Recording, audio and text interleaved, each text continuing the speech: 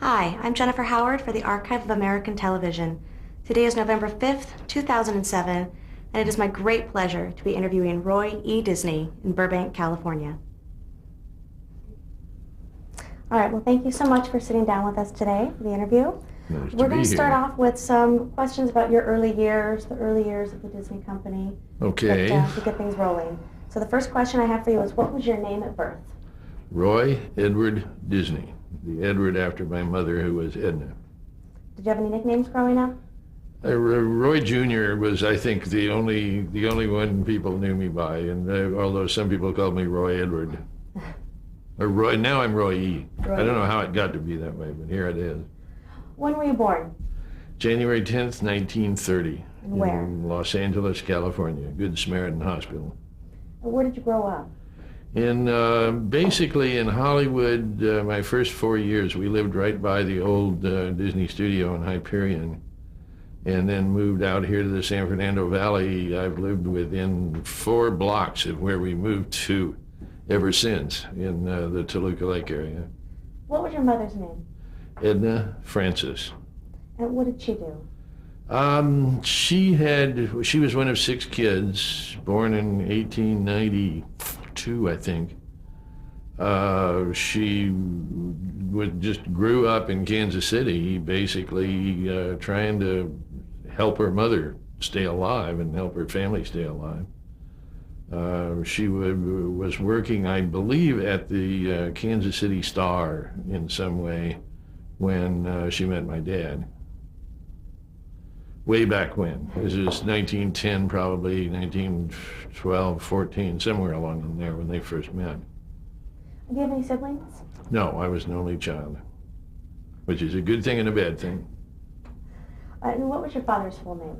He was Roy Oliver Disney. A big mystery where the Oliver came from. And what was his history at the Disney Company? Well, he was older than Walt by 8.5 years, more or less. So when World War I came along, my dad was old enough to go into the Navy and be part of the war. Walt was not, but although Walt did make his way across and as part of the Red Cross and got into France as an ambulance driver at age 16 or something. Everybody wanted to be in the war in those days. You know, there's a different war. But at any rate, Dad was in the Navy and came back out of it at the end of the war with tuberculosis. Was sent by the Veterans Administration to recuperate down in Arizona for several years. Apparently this was a pretty common situation in those days. And Walt, in the meantime, had grown up and come back from his stint in the war and tried to become a cartoonist in Kansas City with some degree of success. This has all been written, of course. And eventually decided the only way to make his fortune was to come to Hollywood. By that time, my dad had been transferred to Sawtelle Hospital, Veterans Hospital here in Los Angeles. And Walt wired Dad and said, I'm coming out, come and join me.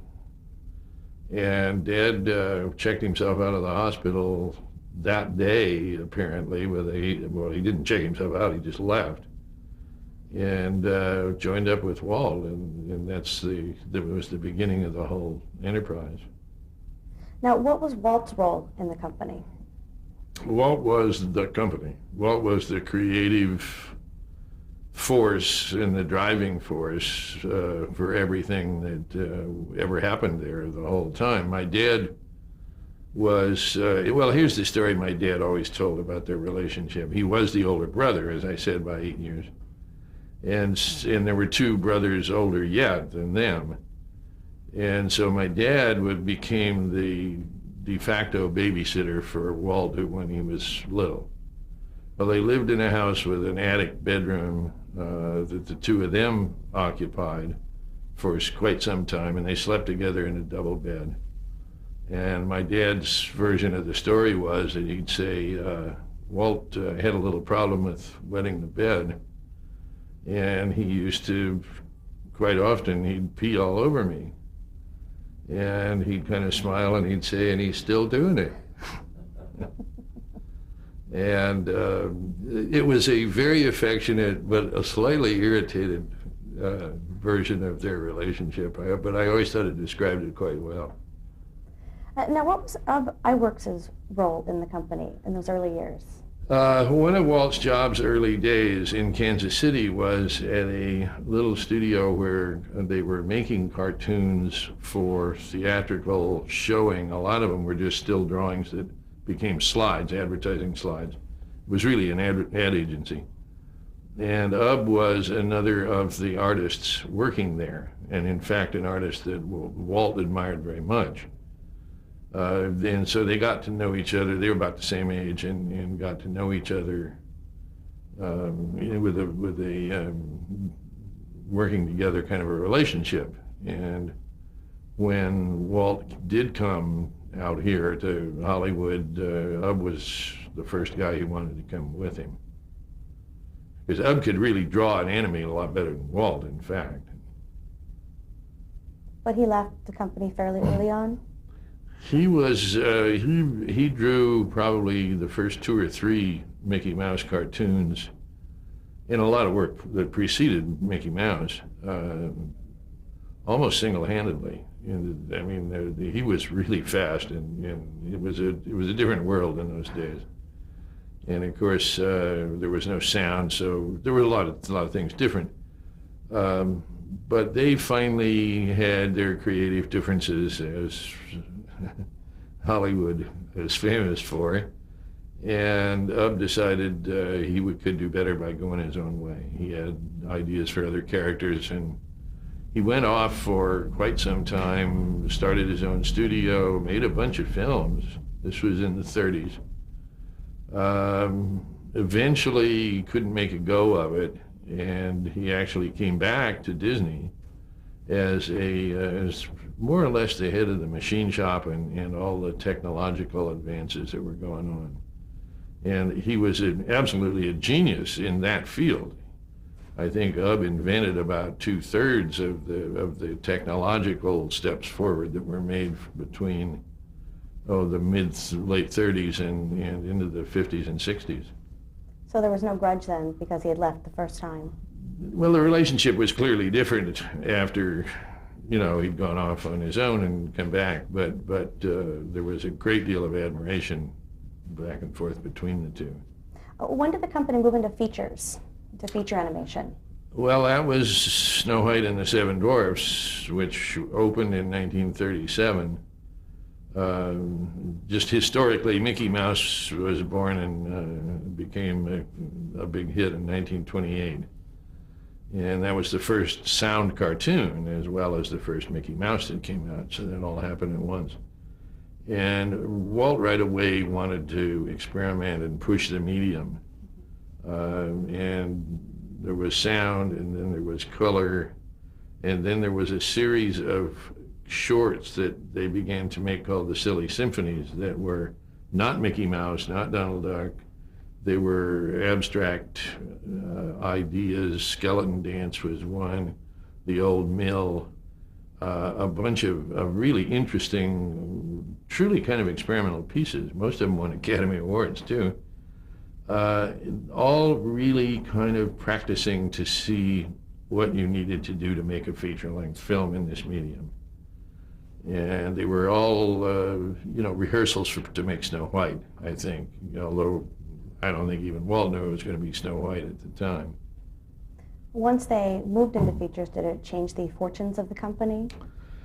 Snow White was as big a hit in its day as Indiana Jones was in its day. It's hard to imagine now what an enormous success that thing was. Snow White and the Seven Dwarfs is what built the whole Burbank studio, which Walt explained to his father by saying, "Don't worry, we can always convert it into a hospital." It pushed the company down the road to really an awful lot of successes. There followed in the next 3 years Pinocchio, Bambi, Dumbo, Fantasia. I mean, it's an astonishing output, not to mention a lot of shorts that were being made at the same time. Now, why was the company named after Walt? I know originally wasn't it the Disney Brothers? It was the Disney Brothers for several years at the beginning. But the movies, the shorts themselves, always had, it was a Walt Disney cartoon, a Walt Disney production. And Walt was the artist, and I think he felt that it was better that it be a person rather than a group of persons that were responsible for it. And in any case, it kind of followed the nature of the two.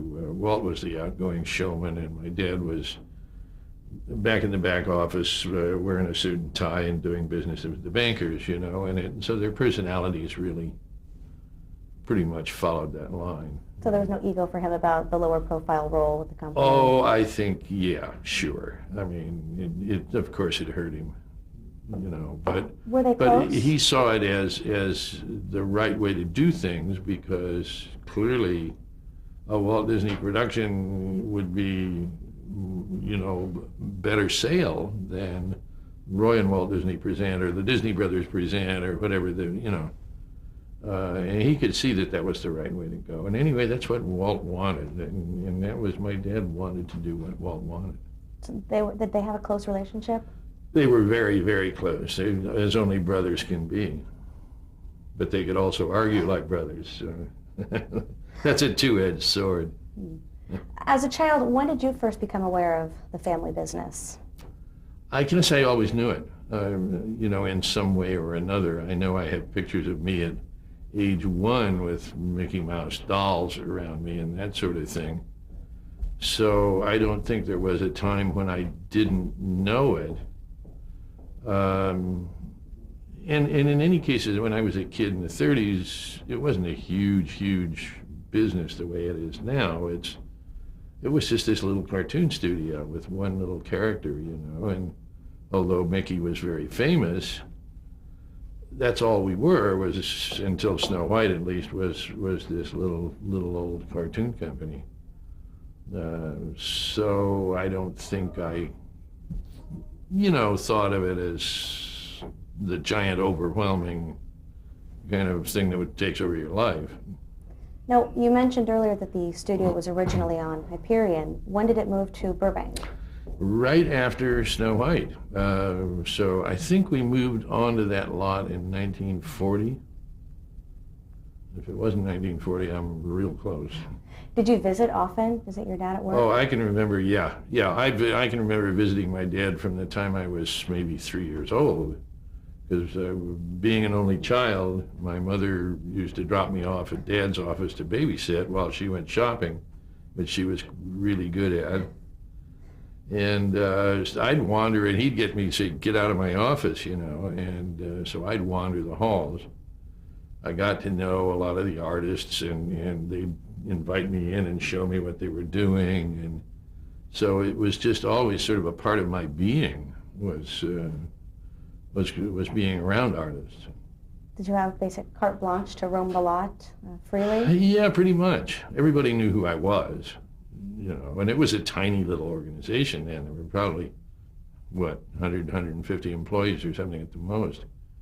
And I had 2 uncles who worked there as well, so they knew me too. Did you have a favorite place to visit on the lot? The part you enjoyed the most? Well, I had one uncle who worked in a machine shop, who was, you know, worked with machinery and screws and nuts and bolts and stuff, and I kind of liked that. Now, let's talk a little about your early influences, aside from Disney. Did you listen to the radio? Radio was a big thing when I was a kid, yeah, and in fact there was even a Walt Disney hour, or a half hour, whichever it was, every Sunday night on one of the stations.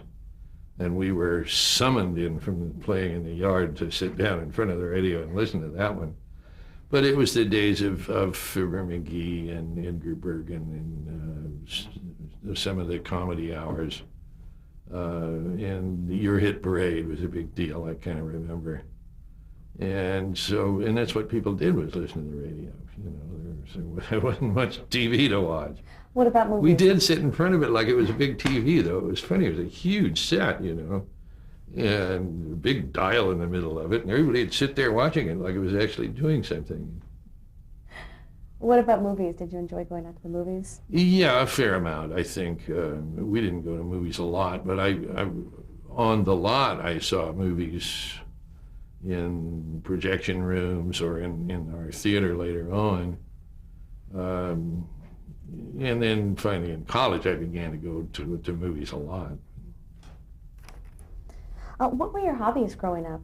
Sports or other activities? I was so lucky in that Toluca Lake neighborhood. There were about, I bet you there were 20 kids within a year or two of my age, almost all boys, who were growing up in the neighborhood together. It was a kind of a new neighborhood, and you know, there was no reason to keep your kid from going out in the street and playing. And we had a big front yard, and everybody used to collect in our yard, and we had a football field and a baseball diamond all laid out, and we had a pool. We had one of the few pools in the neighborhood at the time. And so very sports oriented. You know, you could go out and yell, and within 5 minutes you'd have 2 baseball teams or 2 football teams, and you have a game. So yeah, I was always loved sports. I was a good swimmer. So Now, since you were in basically the target audience age range for the Disney products, were you asked about your opinion of some of the Disney shorts, or what you thought, or some of your ideas as a kid? nobody asked me for my ideas, but they did show me stuff a lot, and just to watch me react, and I think tried to learn from that. I'm not sure I was equipped to have a great gag for them anyway, but it was. I can remember. I think my most vivid memory of early years at the studio was I was walking down the hall. They were making Snow White, and you remember the scene where the huntsman decides not to kill her, and she runs off through this moonlit forest with the owls flying at her and the trees grabbing in her hair, and she's running towards camera with her eyes that big. Well, I saw that on a moviola in one of the artist rooms in pencil, just pure pencil test, black and white. And they had run probably about 3 or 4 shots cut together, and it was looped. And so this thing ran over and over and over. And I was scared witless by that scene. I think it's still, in my memory, a scarier scene in the pencil version than it ever was inked and painted in the final. But you know, what it gave me and really taught me more than any other single thing was the power of this medium. You know, to bring just through some few pencil lines to bring emotion right into you. So now, is this what you wanted to do when you grew up? No, What were I couldn't draw. your career aspirations? I couldn't draw. Well, I was fascinated with mechanical stuff, as I said, and I also was fascinated because we lived right near Burbank Airport here. And during World War II, Lockheed was building like a plane every hour over there. So, I mean, there were B-17s and Lockheed Lodestars and P-38s in the air around here just constantly. And I wanted, in the worst way, to fly one of those things.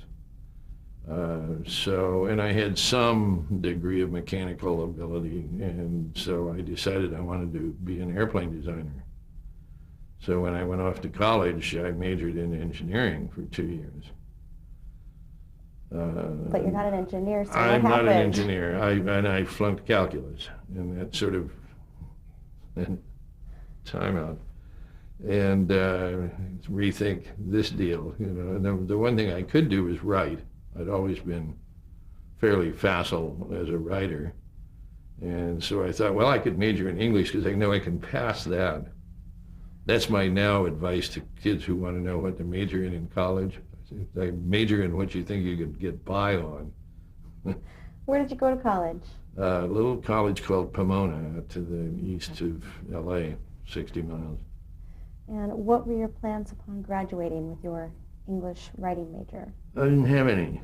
I really did want to be a writer, and I did eventually wind up doing a lot of writing. Not the kind I thought I would, but somehow I got a job at Disney. It was sort of amazing, you know. Well, before we get into that, I wanted to ask you one other kind of setting the stage question, which is, what was the first time that you remember seeing television? Oh boy, I got about 3 really strong memories of it. The first time was in New York City at the RCA building in Rockefeller Center, probably 1939 or 40. I'm guessing, maybe 41. And they were doing a demonstration of this crazy new medium for a lot of clients. And I was in New York a lot with Mother and Dad because, again, being an only child, they used to take me rather than have to leave me home. And so we went and they staged a show on television. It was a 1-camera show, but we were all sitting in a room with this CRT about that big, as I recall, and like 40 people crammed in there trying to see it. I remember it was like, you know, where I was sitting, it was about that big. And it all took place 1 camera in a bus. And all the characters had lines and there was some action. I don't remember the plot. It was maybe 10 minutes long. What did you think about it? I remembered it. I mean, you know, just for what that's worth, because it was certainly not anything that was in my experience. I'm 10 or 11 years old. But then right after the war, when Channel 5 here first came on the air right at the end of World War II, my dad bought a set, and we had the only set in the neighborhood. It was one of those RCA sets that was that big with a screen like this.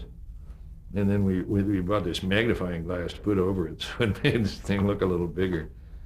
And they were on the air 3 nights a week at first, and everything live, of course. And that was the beginning of wrestling. And they had wrestling on Wednesday nights from the Olympic Auditorium, and every kid in the neighborhood came to our house. And because we were the big deal. It was the days of Gorgeous George and the Becker brothers. And it was, I remember that so just like it was yesterday. And it really, you know, you could see that it could change your life. What did your dad think about it? Did he say? Did you get an impression from him what his thoughts were on television? Well, he knew Walt was very interested in it, and clearly, you know, to go back a step, Walt had clearly been sort of invited by General Sarnoff and RCA to be let in on the development of it as it happened.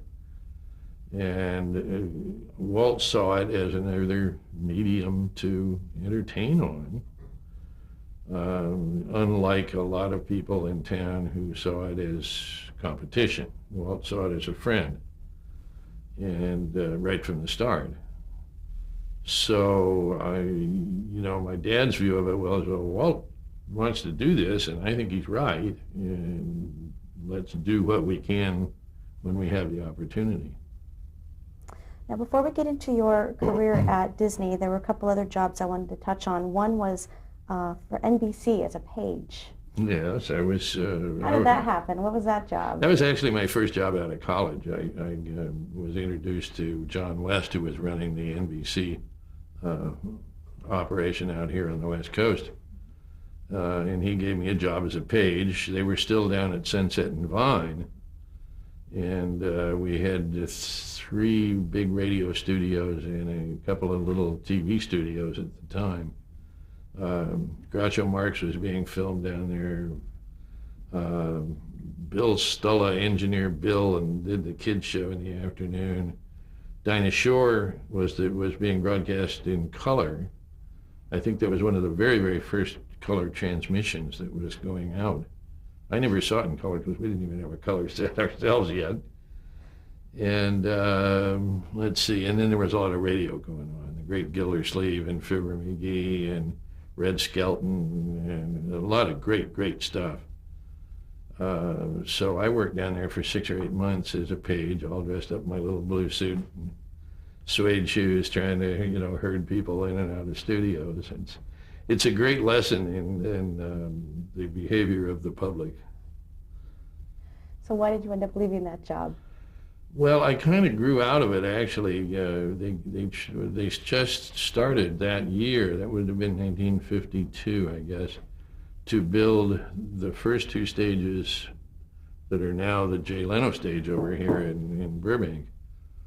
And they needed a male secretary for the NBC supervisor of construction. They didn't allow girls on construction sites in those days. We've come a ways, but it was a hard hat area and that sort of thing. And I could type, so they gave me a big raise. It was great, and regular hours, which was also great. And so I spent the next, 3 or 4 months, I think, working for a guy named Gordon Strang, who was head of construction on NBC's behalf, and we built those first two stages. Now then, when did you move on? And then that ended, and they just sort of said, well, do you want to go back on the streets? And I said, no way. And as it happened, Jack Webb was filming Dragnet on the Disney lot. And my dad kind of got me pushed over in that direction, and I got hooked on as an apprentice film editor working for Dragnet. Now, what exactly were you hired to do? What were your responsibilities as an assistant? Oh, I wasn't an assistant yet. I was an apprentice.